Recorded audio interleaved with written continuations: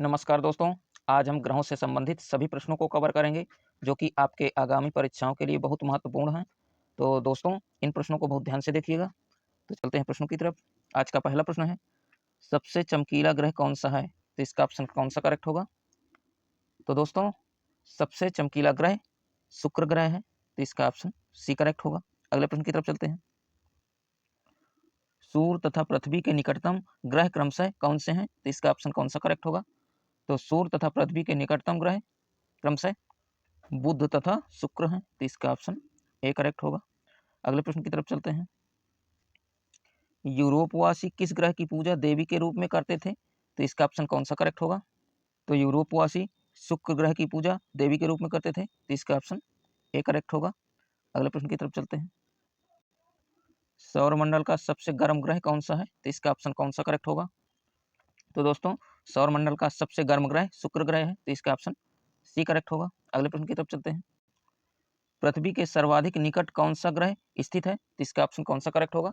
तो दोस्तों, पृथ्वी के सबसे निकट शुक्र ग्रह स्थित है, तो इसका ऑप्शन ए करेक्ट होगा।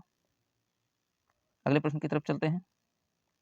निम्नलिखित में से किस एक ग्रह को भोर का तारा के नाम से जाना जाता है? तो इसका ऑप्शन कौन सा करेक्ट होगा?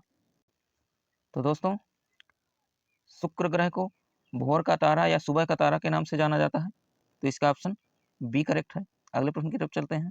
निम्नलिखित ग्रहों में से किसे सौंदर्य का देवता कहा जाता है? तो इसका ऑप्शन कौन सा करेक्ट होगा? तो दोस्तों, ग्रहों में सौंदर्य का देवता शुक्र ग्रह को कहा जाता है, तो इसका ऑप्शन बी करेक्ट होगा। अगले प्रश्न की तरफ चलते हैं। निम्न में से सुपरनोवा है, तो इसका ऑप्शन कौन सा करेक्ट होगा?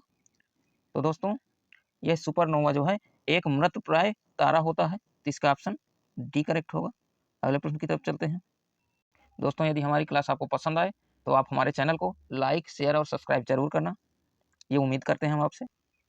उत्तरी ध्रुव की खोज किसने की थी? तो इसका ऑप्शन कौन सा करेक्ट होगा? तो उत्तरी ध्रुव की खोज रॉबर्ट पियरी ने किया था, तो इसका ऑप्शन ए करेक्ट होगा। अगले प्रश्न की तरफ चलते हैं। निम्नलिखित में से कौन सा ग्रह सूर्य का चक्कर सबसे कम समय में लगाता है? तो इसका ऑप्शन कौन सा करेक्ट होगा? तो दोस्तों, सूर्य का चक्कर सबसे कम समय में लगाने वाला बुध ग्रह है, तो इसका ऑप्शन ए करेक्ट होगा। अगले प्रश्न की तरफ चलते हैं। सबसे तीव्र गति से सूर्य का चक्कर लगाने वाला कौन सा ग्रह है? तो इसका ऑप्शन कौन सा सही होगा? तो दोस्तों, इसके पहले वाले प्रश्न में पूछा गया था कि जो है कौन सा ग्रह सूर्य का चक्कर सबसे कम समय में लगाता है, और इस प्रश्न में पूछा गया है सबसे तीव्र गति से सूर्य का चक्कर कौन सा ग्रह लगाता है, तो इसका ऑप्शन कौन सा सही होगा? तो दोस्तों, सूर्य का सबसे तीव्र गति से चक्कर लगाने वाला ग्रह बुध ग्रह है, तो इसका ऑप्शन ए करेक्ट होगा। अगले प्रश्न की तरफ चलते हैं। निम्नलिखित में से किस ग्रह की परिभ्रमण गति सबसे अधिक है? तो इसका ऑप्शन कौन सा करेक्ट होगा? तो दोस्तों, बुध ग्रह की परिभ्रमण गति जो है सबसे अधिक है, तो इसका ऑप्शन ए करेक्ट होगा। अगले प्रश्न की तरफ चलते हैं। निम्नलिखित में से किस ग्रह का अच्छी झुकाव सबसे अधिक है? तो इसका ऑप्शन कौन सा करेक्ट होगा? तो दोस्तों, बुध ग्रह का अच्छी झुकाव सबसे अधिक है, तो इसका ऑप्शन बी करेक्ट होगा। अगले प्रश्न की तरफ चलते हैं। चंद्रमा के सदृश दिखाई देने वाला ग्रह कौन सा है? तो इसका ऑप्शन कौन सा करेक्ट होगा? तो चंद्रमा के सदृश दिखाई देने वाला ग्रह बुध ग्रह है, तो इसका ऑप्शन ए करेक्ट होगा। दोस्तों, यह बुध ग्रह से बनने वाले सभी महत्वपूर्ण प्रश्न हैं, इन प्रश्नों को बहुत ध्यान से देखिएगा। अगले प्रश्न की तरफ चलते हैं। सौरमंडल का कौन सा ग्रह लगभग पृथ्वी के जितना बड़ा है? तो इसका ऑप्शन कौन सा करेक्ट होगा?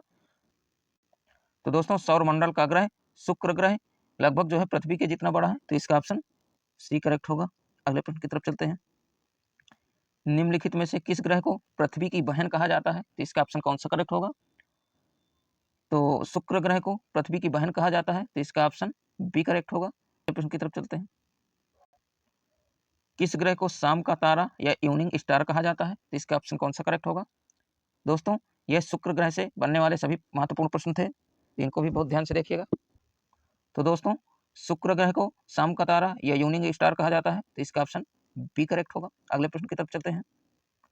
निम्नलिखित में से कौन से ग्रहों के चारों ओर घूमने वाले उपग्रह नहीं है? तो इसका ऑप्शन कौन सा करेक्ट होगा? तो बुध और शुक्र के जो है चारों ओर घूमने वाले उपग्रह नहीं है, तो इसका ऑप्शन सी करेक्ट होगा। दोस्तों, बुध और शुक्र के कोई भी उपग्रह नहीं है, तो इसका ऑप्शन सी करेक्ट होगा। अगले प्रश्न की तरफ चलते हैं। किस ग्रह में चंद्रमा की तरह कलाएं होती हैं? तो इसका ऑप्शन कौन सा करेक्ट होगा? तो बुध ग्रह में चंद्रमा की तरह कलाएं होती हैं, तो इसका ऑप्शन बी करेक्ट होगा। अगले प्रश्न की तरफ चलते हैं। बुध नक्षत्र में एक वर्ष में दिनों की संख्या कितनी होती है, तो इसका ऑप्शन कौन सा करेक्ट होगा। तो दोस्तों बुध नक्षत्र में एक वर्ष में दिनों की संख्या कुल 88 होती है, तो इसका ऑप्शन डी करेक्ट होगा। दोस्तों यह सभी प्रश्न जो है लास्ट ईयर क्वेश्चन पेपर से लिए गए हैं, तो इनको बहुत ध्यान से देखिएगा क्योंकि ये आपके एग्जाम की दृष्टि से निश्चित रूप से हेल्पफुल साबित होंगे। चलते हैं अगले प्रश्न की तरफ। सूर्य के सबसे पास कौन सा ग्रह है, तो इसका ऑप्शन कौन सा करेक्ट होगा। तो सूर्य के सबसे पास या नजदीक का ग्रह बुध ग्रह, तो इसका ऑप्शन ए करेक्ट होगा। नेक्स्ट प्रश्न की तरफ चलते हैं। सूर्य के प्रकाश को पृथ्वी तक पहुंचने में कितने मिनट का समय लगता है, तो इसका ऑप्शन कौन सा करेक्ट होगा। तो दोस्तों सूर्य के प्रकाश को पृथ्वी तक पहुंचने में लगभग जो है 8 मिनट 3 सेकंड का समय लगता है, तो इसका ऑप्शन ए करेक्ट होगा। अगले प्रश्न की तरफ चलते हैं। सूर्य की सतह पर हाइड्रोजन के अलावा दूसरा कौन सा तत्व बहुतायत या अधिक मात्रा में पाया जाता है, तो इसका ऑप्शन कौन सा करेक्ट होगा। तो दोस्तों सूर्य की सतह पर हाइड्रोजन के अलावा दूसरा पदार्थ हीलियम होता है जो बहुतायत या अधिक मात्रा में पाया जाता है, तो इसका ऑप्शन ए करेक्ट होगा। अगले प्रश्न की तरफ चलते हैं। दोस्तों यदि आपके एग्जाम की दृष्टि से हमारी क्लास हेल्पफुल हो तो आप हमारे चैनल को लाइक शेयर और सब्सक्राइब जरूर करना। सौर पृष्ठ पर लगभग कितना तापमान होता है, तो इसका ऑप्शन कौन सा करेक्ट होगा। तो दोस्तों सौर पृष्ठ पर लगभग जो है तापमान 6000 डिग्री सेल्सियस होता है, तो इसका ऑप्शन सी करेक्ट होगा। अगले प्रश्न की तरफ चलते हैं। निम्नलिखित में से कौन सा एक तारा है, तो इसका ऑप्शन कौन सा करेक्ट होगा। तो दोस्तों इनमें कुछ ग्रह भी हैं और कुछ एक तारा है, तो जो है इसका ऑप्शन कौन सा करेक्ट होगा। तो ये चंद्रमा, शुक्र और पृथ्वी ये तीनों जो है ग्रह हैं और ये सूर्य जो है ये क्या है, तारा है, तो इसका ऑप्शन डी करेक्ट होगा। अगले प्रश्न की तरफ चलते हैं। दोस्तों यह प्रश्न आपके लिए है। सूर्य के चारों ओर घूमने वाले ग्रहों की कुल संख्या कितनी है, तो इसका आंसर आपको कमेंट बॉक्स में बताना है। कमेंट बॉक्स में बताना है और उनके नाम भी लिखना है कि कौन कौन से ग्रह हैं।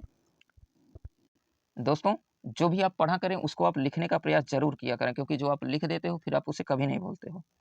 डियर फ्रेंड्स, अगर हमारी क्लास पसंद आई हो और आपके एग्जाम की दृष्टि से हेल्पफुल हो तो आप हमारे चैनल को सब्सक्राइब करके बेल आइकन जरूर प्रेस कर लेना, ताकि जब भी हम अपने महत्वपूर्ण प्रश्नों की वीडियो अपलोड करें तो उसका नोटिफिकेशन नंबर 1 पे सबसे पहले आपको मिले। तो मिलते हैं अगले स्टडी से रिलेटेड सेशन में, तब तक के लिए जय हिंद, वंदे मातरम।